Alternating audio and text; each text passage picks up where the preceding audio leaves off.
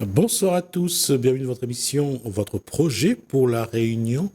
On va essayer de se poser une ou deux questions avec Guy Roger. Bonsoir Guy Roger. Bonsoir, Smith. Je, J'allais dire que entre le moment où on fait le constat de ce qu'on est, finalement on se retrouve juste pour plagier Platon dans une caverne parce que on est dans une posture. Alors, est-ce qu'il faut rester dans cette caverne, changer de posture ou donc, est-ce qu'il faut rester dans la caverne et garder sa posture, ou il faut sortir de la caverne, donc changer de posture? De toute façon, tôt ou tard, tu vas tellement te prendre la tête avec les ombres et tu seras toujours confus parce que tu n'auras pas une réalité en face de toi. Au bout d'un moment, tu vas vouloir faire le grand pas. Mais Et ça, la vie te l'apprend. Chacun d'entre nous, on doit faire le grand pas. Mais c'est surtout de savoir qu'est-ce qui t'empêche de faire le grand pas. la- depuis 2020, le monde traverse une période assez agitée, assez complexe. Là, il y a vraiment une remise en cause de beaucoup de choses. Mais on n'a pas l'impression que les gens se posent les bonnes questions, vont vers de bonnes réponses, et essayent toujours de s'accrocher à quelque chose qui les arrange d'abord et qui les va permettre de croire que c'est eux qui ont raison. Jasmine, après des décennies de matraquage de ce que tu dois être, quand il y a un changement, ben, tu es déjà ce que tu dois être. Et ça te donne une certaine sécurité, tu vois. Mais en fait, la réalité, c'est que tu es rien, mais tu t'accroches à quelque chose que tu dois être. Et ça fait peur à tout le monde, parce que nous vivons dans une société où, effectivement, ça change, il y a plein de choses qui arrivent, et tout le monde s'accroche à ce qu'il connaît. Donc, on connaît ce qui me donne de la sécurité, ben, jamais je lâche ça. Tu vois, ma notoriété, je veux la garder. Hein, mon arrogance, parce qu'avec ça, j'ai du pouvoir. Je veux le garder. Maintenant, quand tu as vu cette arrogance, quand tu as vu que tout ça est faux, là, il y a peut-être une possibilité pour toi de faire un pas dans l'inconnu. Mais pour avoir ça, pour avoir cette réalisation, peut-être que tu as besoin de gagner deux, trois coups de cogne, comme Alors, on dit en créole. en, Gagne deux, moi, trois coups de cogne. moi, on aurait dit coup de cogne. Oui, ça- Pas coup de cogne, coup de cogne. La question, encore une fois, Guy Roger, c'est le premier point, finalement, c'est d'abord ce travail qu'on doit faire sur soi. Parce que pouvoir regarder les choses, comme vous venez de le dire, Mm, il faut déjà avoir une façon de regarder. c'est ça. Et est-ce qu'on a la bonne façon de se regarder Oui, déjà? c'est ça, c'est ça. Parce que Est-ce la qu'on, façon, est-ce que quand on regarde dans un miroir, on regarde d'abord tout ce qui est beau en soi et on se dit physiquement ça va et donc le reste tout va? c'est ça. Et on se regarde Mm. et on a l'habitude de voir ce qui est bon. Et en fait, on regarde avec un prisme. Et ce prisme nous dit de séparer ce qui est bon et ce qui est pas bon. Donc, on ne regarde pas. On est en train de jouer dedans pour pouvoir séparer ce qui est agréable et ce qui n'est pas agréable. Mais toute ta vie, on t'a dit, c'est seulement ce qui est agréable qui est acceptable. Il ne faut pas être méchant. Ok, donc toi, quand tu es méchant, qu'est-ce que tu fais? Ben, tu fais semblant. Je, je vais dire, l'être humain est intelligent, même parfois extrêmement intelligent. Et l'être humain est capable de choses magnifiques. Pourquoi on met autant de temps à comprendre que on apprécie le soleil parce qu'il y a la pluie? Parce que l'illusion, peut-être, c'est ça qui te berne. On est berné par nos propres envies de quelque chose qui n'existe pas. Et je vais juste dire, on aime la pluie parce que ça permet aux agriculteurs d'avoir de l'eau, de Mhm. planter. Ce n'est pas que le soleil est meilleur que la pluie, mais c'est dans, c'est dans nos besoins. Quand on a besoin de manger, on prie qu'il y a de la pluie pour que ça arrose les champs C'est ça, et que ça fasse pousser. c'est ça, Et quand on veut aller à la plage, on prie qu'il y ait du soleil pour qu'on puisse profiter de la c'est ça. plage. Mais le problème, c'est que l'univers n'est pas Ouais, à notre botte. c'est ça. Le problème, c'est qu'on prie. On prie. Qui c'est qui prie? C'est celui qui est intéressé. Oui, OK? je suis d'accord. Donc la prière vient de celui qui a un centre égocentrique et qui veut tout ramener à son avantage. Alors, je vais quand même mettre un petit bémol à ce que je viens de dire. Il y a aussi ceux qui prient pour la paix dans le monde. Il y a aussi ceux qui prient pour que les gens ne soient pas malades.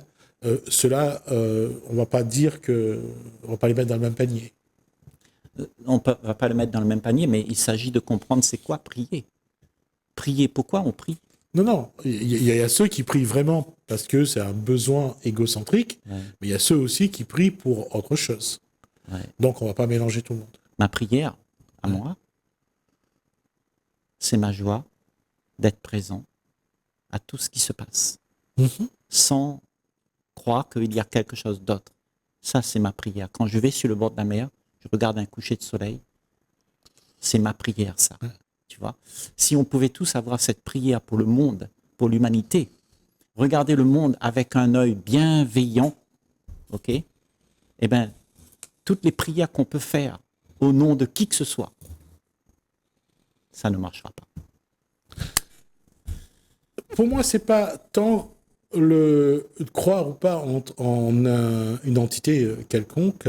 Et pour moi, c'est pas non plus penser que là, c'est pas une question de croire. Ça me rappellera toujours cette bagarre entre Sigmund Freud et Carl Gustav Jung. Oui, oui. L'un ne croyait pas en Dieu, l'autre aussi. Oui. Donc, je veux dire, c'est pas... Et ce qui me fait sourire, quoi. Je veux dire, souvent, on met Freud en avant. Je dis, mais oui, mais lui, il croyait pas en Dieu, il croyait en quelque chose de concret, de concret.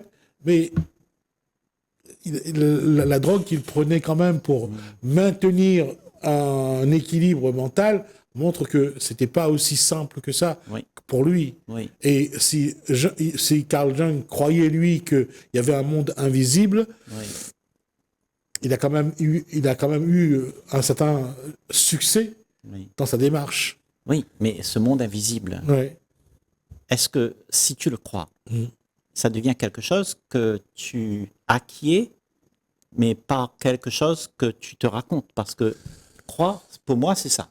C'est d'accepter ce qu'il y a. Et quand tu acceptes ce qu'il y a, tu sais ce qu'il y a. Tu ne dis pas, c'est quelque chose que je crois. Comme si tu vois la ville de Londres. Tu crois pas qu'il y a la ville de Londres quand même. Tu sais. La ville de Londres. Tu vois. Et je crois que quand on croit à quelque chose, c'est qu'on ne sait pas. Alors, on va prendre des exemples simples. On prend quelqu'un qui va dans son temple, dans sa structure religieuse, prier. Oui. Il demande quelque chose, et, par exemple, que son enfant ait son examen, Voilà. D'accord. Son enfant n'a pas beaucoup travaillé à l'école, mais bon, c'est pas non plus un cancre, mais il n'a pas fait beaucoup.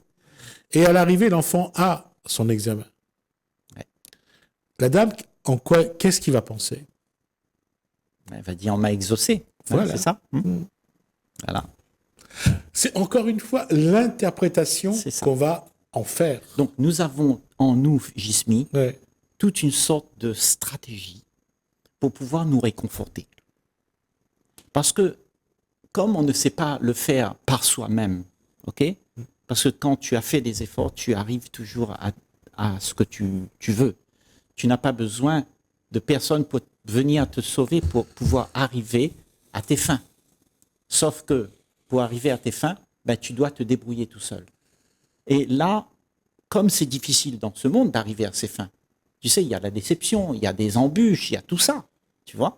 Donc, on cherche quelque chose qui va nous donner le peps pour y arriver. Et en fait, quand on n'y arrive pas, on va trouver quelqu'un pour nous accuser. Parce qu'on a besoin de certitude. On a besoin de savoir qu'il y a eu quelque chose qui a fait que... Ça me fait penser à cette anecdote que raconte l'acteur américain qui joue dans Da Vinci Code. Brown, comment il s'appelle? Non, pas Dan Brown. Dan Brown, c'est celui qui a écrit le livre, je crois, de Vinci Ah ouais, Code. d'accord. L'acteur qui raconte qu'il dit un jour il est tombé dans un puits, le temps que son nom revienne, il tombe dans un puits, il était gamin. Et toute la nuit, il va lutter, parce qu'il y a de l'eau, pour ne pas se noyer. Oui. Et à la fin, il dit peut-être que moi, je n'étais pas tout seul dans ce puits. Peut-être qu'il y avait quelqu'un avec moi. Peut-être il y avait Jésus, il y avait Dieu. Mm. D'accord? Et il pose la question, pourquoi séparer l'humain du divin? Waouh. Et ce qu'on n'arrive pas à expliquer est divin. Oui, Mais c'est vrai que ça peut être autre chose. oui. D'accord? Lorsque une dame part avec son handicap à Lourdes Mhm. et qu'il revient sans son handicap, 1 plus 1 égale 2. Oui. On ne peut pas lui enlever ça. Non. Et c'est pour ça que, comment expliquer? C'est ça notre problème. C'est que s'il n'y a pas Dieu, Dieu nous... Et là, je dirais, l'élément qui nous permet de tout expliquer. C'est Ce ça. qu'on ne peut pas expliquer, c'est Dieu qui l'a fait. Ok, mais sache que, en fait, nous sommes faits à l'image de ce Dieu qu'on parle. Mhm. C'est pas le problème on a une croyance ou pas. Le problème, c'est de croire que ce que tu es incapable et que tu as besoin d'une agence extérieure. Mais cette chose, c'est en toi. Tu es ça. Tu es la possibilité, tu as toute l'énergie, tu as toute la force qui peut être en œuvre pour faire que les choses se fassent. Tu vois? Mais comme on ne comprend pas comment faire, on donne une image à ça. On dit, ben c'est Dieu. Tu vois? Alors que c'est en toi. C'est une hypothèse tout à fait plausible. Oui. Je ne vais pas dire le contraire. Chacun interprète dans sa façon, C'est ça. dans sa façon d'être, où l'être s'est construit. C'est Il y ça. a ceux qui ne croient en Dieu, il y a ceux qui ne croient pas en Dieu. Oui. Il y a ceux qui sont agnostiques, qui croient en une énergie. Oui.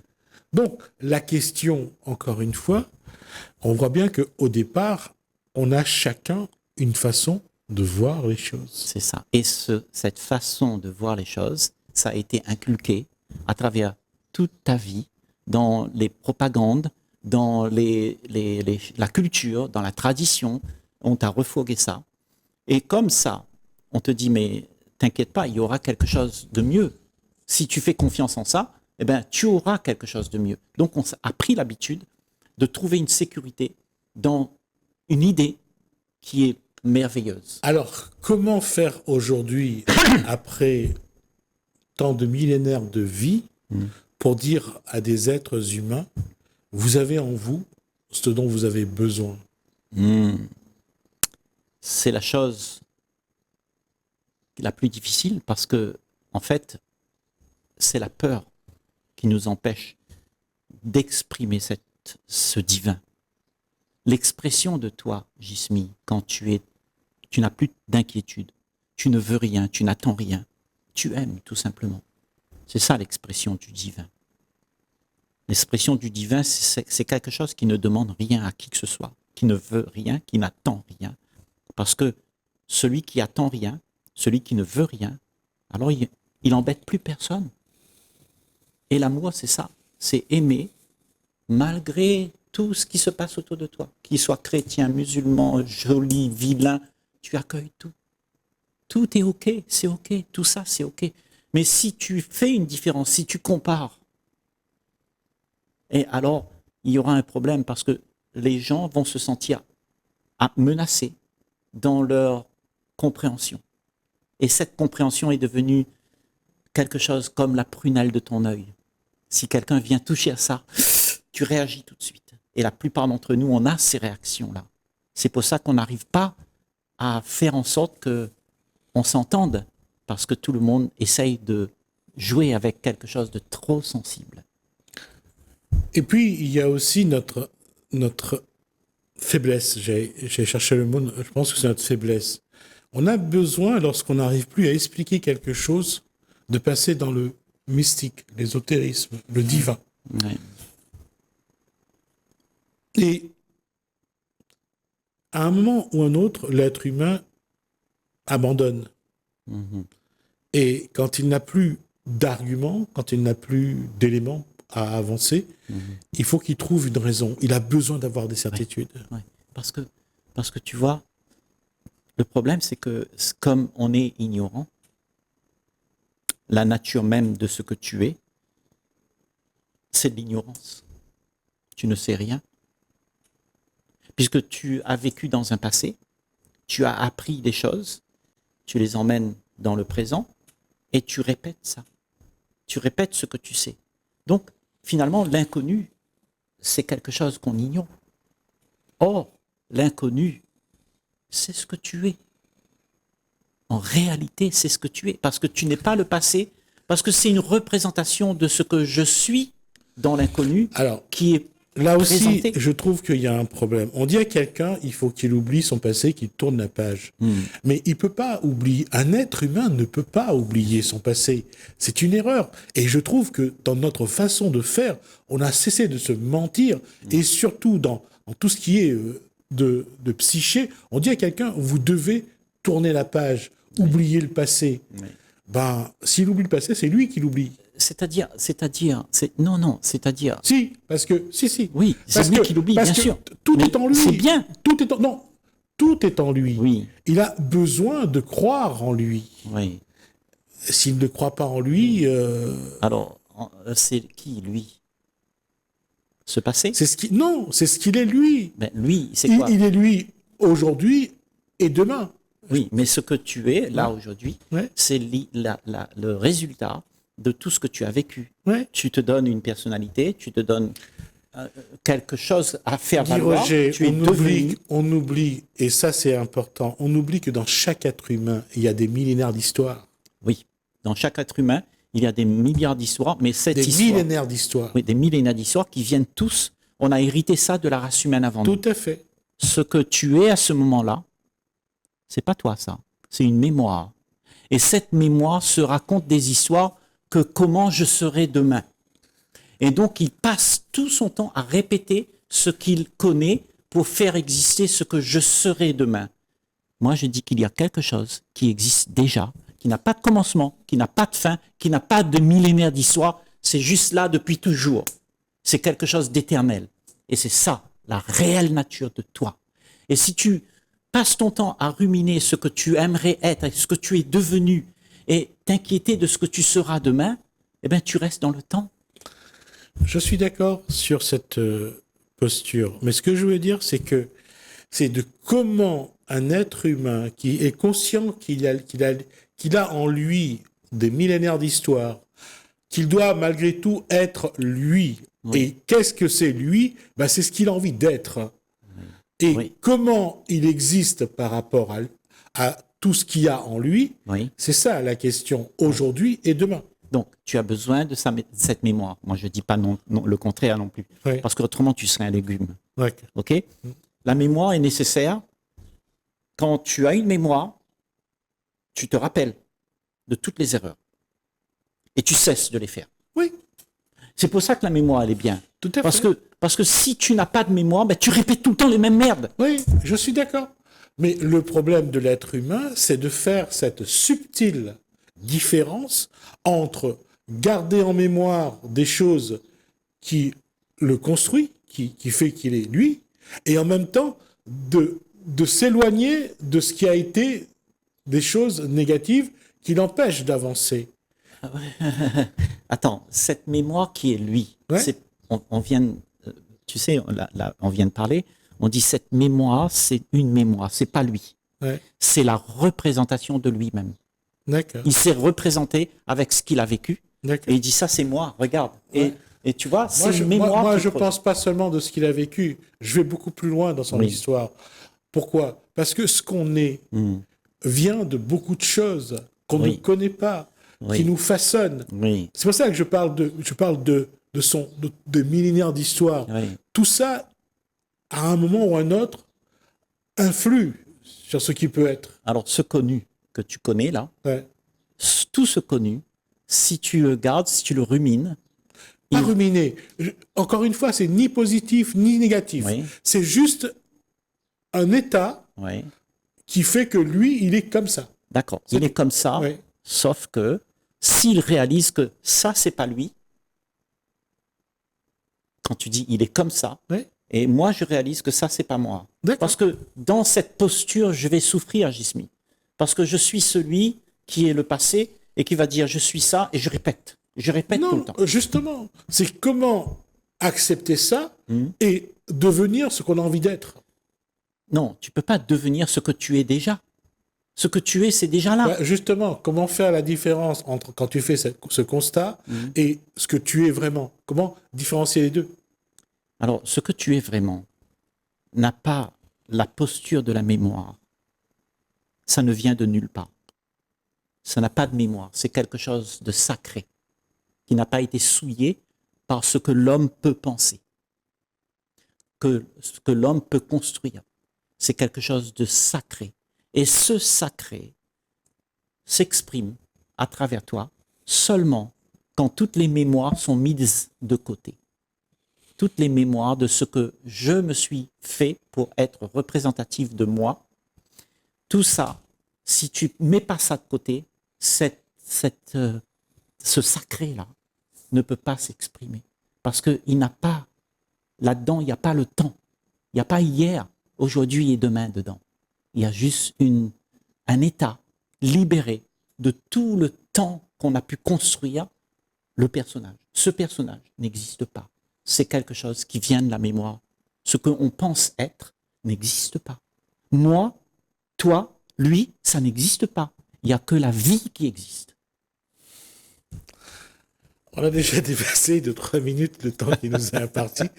Ça devient beaucoup plus intense. Oui. On reprend ça la semaine prochaine. D'accord, je veux bien. Ouais. Et on va voir si on arrive à, entre l'individu qui a tout cette histoire en lui, ces millénaires d'histoire en lui, et ce qu'il est vraiment, on va essayer de séparer les deux pour voir qu'est-ce qui le lui est et qu'est-ce qu'on fait de ces millénaires d'histoire qui est en nous, qu'est-ce qu'on en fait? Il y a une illusion et il y a une réalité. La réalité, c'est que ce que tu es n'a rien à voir avec ce que tu penses être. Merci Guy Roger. Merci à vous de nous avoir suivis. Merci François, je vous dis à bientôt.